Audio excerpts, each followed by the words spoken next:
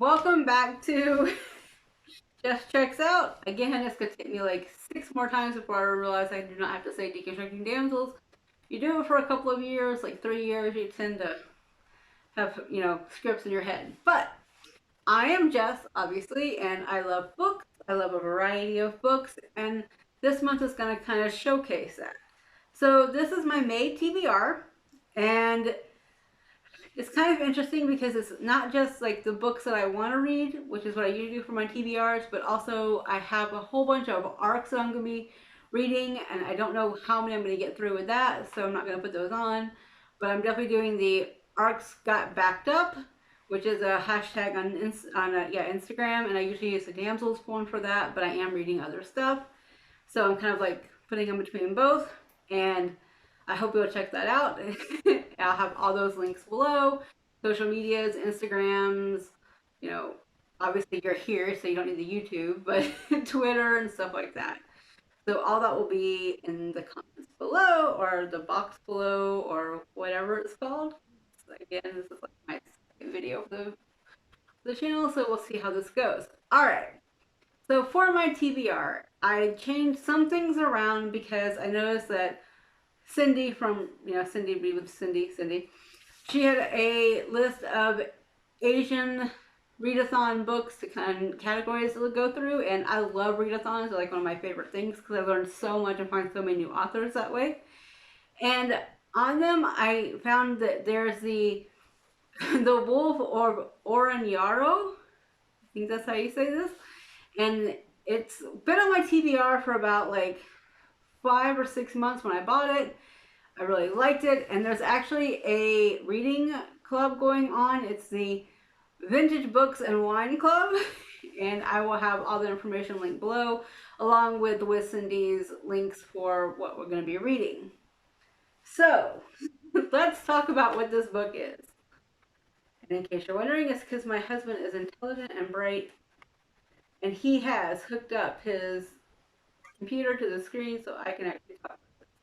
So, a queen of a divided land must unite her people even if they hate her, even if it means stepping on a ruin that she helped create. Stopping on a ruin she helped create. That was even better. A debut epic fantasy from an exciting new voice. I murdered a man and made my husband leave right before they crowned me. Yes. That's honestly all I needed to know. And the fact it's called Bitch Queen, which that's what I've been calling myself for about 15 years. So it's kind of like kismet. So I definitely want to read it. And it's on the list. It's pretty lengthy at almost 500 pages. So I figure I can read like maybe 100 pages or so a week and I can catch up easily enough. Still leaves me time to read all the other mini books that are on my list. But I'm really interested and I really want to try it. So that's definitely high. And then one of the other ones is This Time Will Be Different. See, I actually have some physical copies. That one's an online copy. This is not. So I bought this when I got some money and I was really trying to find something new to read. And YA is kind of still new to me. It's not a huge thing that I've listened to or read a lot of. I listen because I do audiobooks a lot. And not modern. Like Sweet Valley High, you got it. But modern, not so much. And I was really curious about this because it kind of deals with the Japanese internment camps and the aftermath of having to give up what you love in order to be safe, even though you're not, but you hope that you are. And anyone that's kind of familiar with the World War II era knows it's not the best look for the U.S., but also it's something that's still happening and there are still repercussions of it. There's still like, I mean, it wasn't like what 10 years ago or less that the country finally apologized for rounding up people and putting them in internment camps. So it's a huge thing, and I'm very interested in reading this. And it's kind of a really good timing, not only again for the readathon, but also because it's about flower shops, and it's May. April showers bring May flowers, so it's kind of timely. So I'm definitely going to be interested in it. And the synopsis it says is the Katsuyamas never quit, but 17-year-old CJ doesn't even know how to get started. She's lived up to her mom's type A ambition. She's never lived up to her mom's type A ambition, and she's perfectly happy just helping her Aunt Hannah at the family's flower shop. Until her mom announces she's planning to sell the shop to the McAllisters, who swindled CJ's family and many others when Japanese Americans were sent to internment camps during World War II. Soon, a rift threatens to splinter CJ's family, her friends, and their entire Northern California community. And for the first time, CJ is ready to stand up and fight. That sounded so good to me because I love a strong woman, and I don't mean like that strong that was kind of like going around 10 years ago, but like strong as in strong in self, strong in confidence, strong in knowledge. I like a woman that can do that, and I think at 17 she definitely is going to become a woman if she's going to step into that role. And I don't mean to give her more than what she should get for her age, but I think CJ is probably going to be a lot stronger than she realizes, and I cannot wait to read this.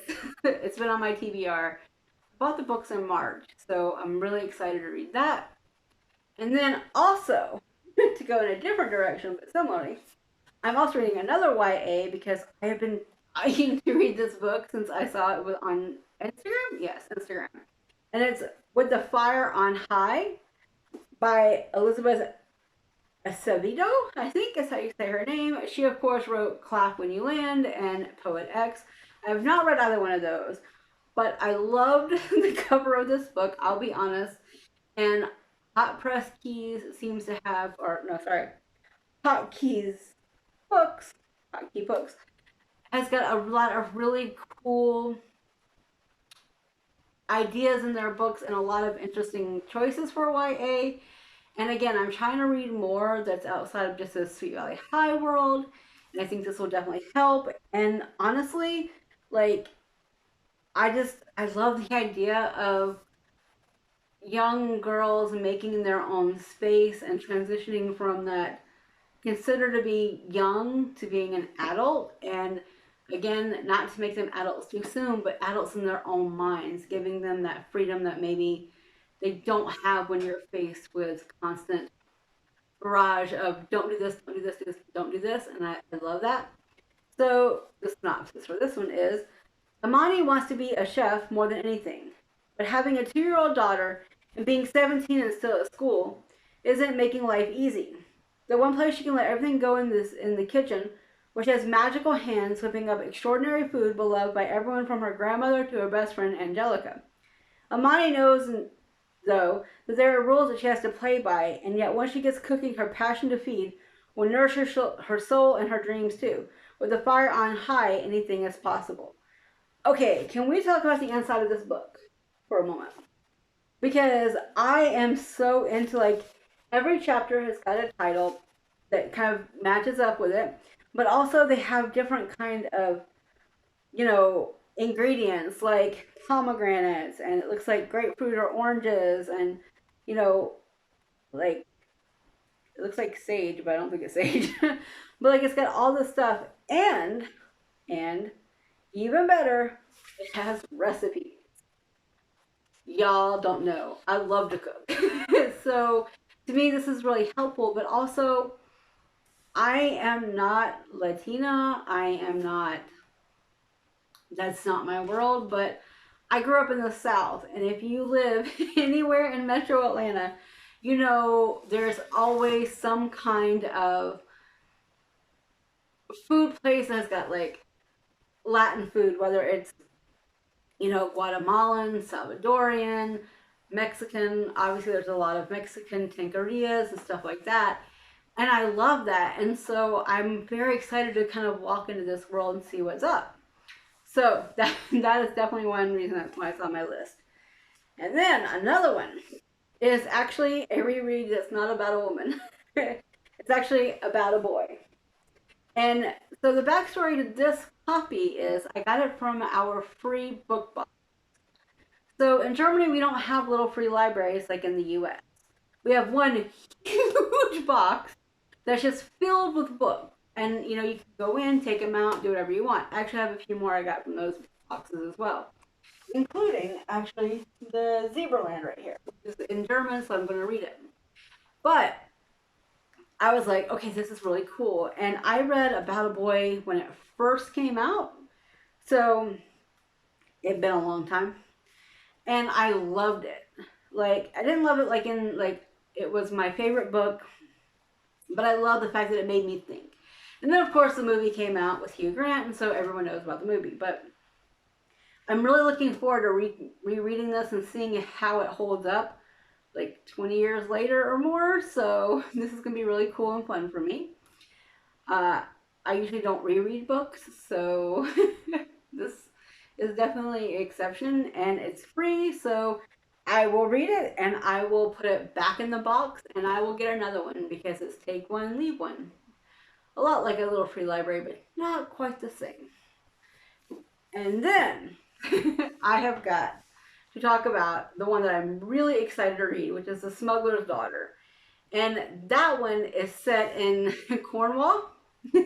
It's a ebook, so I don't have a physical copy. I bought it when it was on sale the other day from Amazon. I think it was like $1.99 or $2.99. Typically, that's when I buy the books because when they're on sale or free or something like that. Because when you're not rich, you have to limit what you read. But this was during one of their like 25 spend 25 get $6 back or whatever, and I was like, oh, this is a good idea because then I can get way more books for this price, right? So the one of them I got was called The Smuggler's Daughter, and the synopsis for it is Emily Moon lives with her mother in an inn in a cliff top in the darkest reaches of Cornwall. After her father mysteriously disappears, her mother finds solace at the bottom of a bottle, and the only way to keep afloat is to turn a blind eye to the smugglers who send signals from the cliff top. But Emily knows that the smugglers killed her father to ensure his silence, and she will not let his murder go unpunished. So that's timeline one, but it's actually a dual timeline, and I really like those. I love historical fiction, it's probably one of my favorites. So it says in present day, after a case ends with a tragedy, police officer Phoebe Bellingham flees to Cornwall for a summer of respite. But rather than the sunny Cornwall of her dreams, she finds herself on the storm-beaten cliffs surrounded by stories of ghosts and smugglers, and the mysterious Emily Moon, who vanished without a trace over 2 centuries ago. As rain lashes down around her, Phoebe is determined to find the truth behind the rumors, but what she will uncover will put herself in danger too. Oh, that's so good. Because it's got like a suspense idea, and it's also got the historical fiction and the dual timeline, and that's straight up my my reading habits. Like I have got so many things to talk about that I kind of want to group them together sometimes in a discussion, but this one will be really cool. And then last but not least on my TBR is 3 Weeks to Wed by Ella Quinn. Now, I got 3 Weeks to Wed because it was actually on Tessa Dare's Facebook group, and I was like, oh my gosh, I love getting physical copies from authors because it was one of those author guest things. And I was so excited because I never get the physical copies, like ever. When you live international, good luck. And so the fact that I got this and I won this was great. Even better though, the author is in Germany, which means I got this in like 2 days. Brand new. And it's a zebra. And so I grew up in the 80s and the 90s, and zebra was huge back then, right? Like everybody knew zebra. And I thought it was really cool that, they're still around because zebras are the ones that had those awesome holograms you see like on Romance Tube when they have those. That's a zebra print. So same company. And I'm just really excited to read it and see what's up. So here is this synopsis. Lady Grace Carpenter is ready to seize the day, or rather the night, with the most compelling man she's ever known. Marriage would mean losing guardianship of her beloved siblings, and surely no sane man will take on 7 children not his own. But if she can have one anonymous choice with Mathis, Earl of Worthington, Grace will be content to live out the rest of her life as a spinster. Matt had almost given up hope of finding a wife who would engage his mind as well as his body. And now this sensual, intelligent woman is offering herself to him. What could be more perfect? Except that after one wanton night, the mysterious Grace refuses to have anything to do with him. Amid the distractions of the season, he must convince her, one delicious encounter at a time, that no obstacle or family is too much for a man who's discovered his heart's desire. I love that because I love in historicals when the families are huge and there's a lot of chaos, and it's really my thing. And so I cannot wait to see what's going on with that and what's up, because I think it'll be really fun. I really, really like it when when people are in charge that are like the older siblings. I'm actually reading. I don't think I have it. Yes, I do. Look at me. Actually, I'm reading Princess Charming, which is about something kind of similar, where two families or three families, their all their ships sink, and so these groups of like kids are now orphans, and they kind of like join together. But some of them are older, and so I think that's really cool and fun, right? And in case you're wondering, every time you watch this, so yes, there will be a new pile of books. There may not be all new books, but there will be a new pile of books. So I hope this is giving you an idea. Like I said, I have a bunch of arcs to read in May. I'm trying to clear them out so I can kind of be free for the summer to find books I really enjoy and to read what I can read, and just have fun without some of the pressure.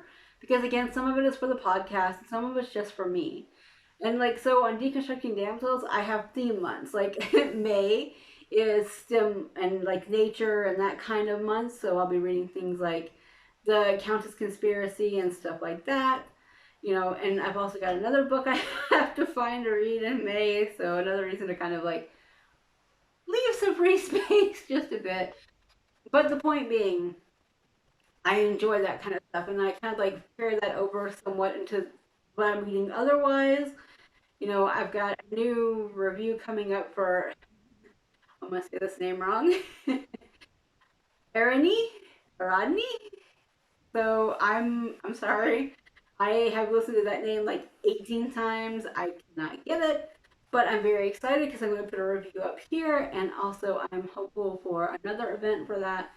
And it's really good. It's a really, really good book. And I think that it'll be interesting to talk about because I have a few more things I could talk about alongside it, and that will be coming up probably in like early May. So probably the next video after this one, maybe. I don't know. I haven't quite decided how I want to play that one out, but you will see. So be on the lookout for that. Listen to Deconstructing Damsels if you would like, because again, theme month. Last month was Cinderella, hence Princess Charming on my shelf. If you guys want to find me, you can hit the little info box and you will find all my information, basically for this account and for my podcast account. And also, if you would like to subscribe, please do, and please hit that bell if you would like, because that's what YouTube says to do, so we're gonna do that. I don't know. This is video too. I'll get more confident, I promise. Thanks, guys. Bye.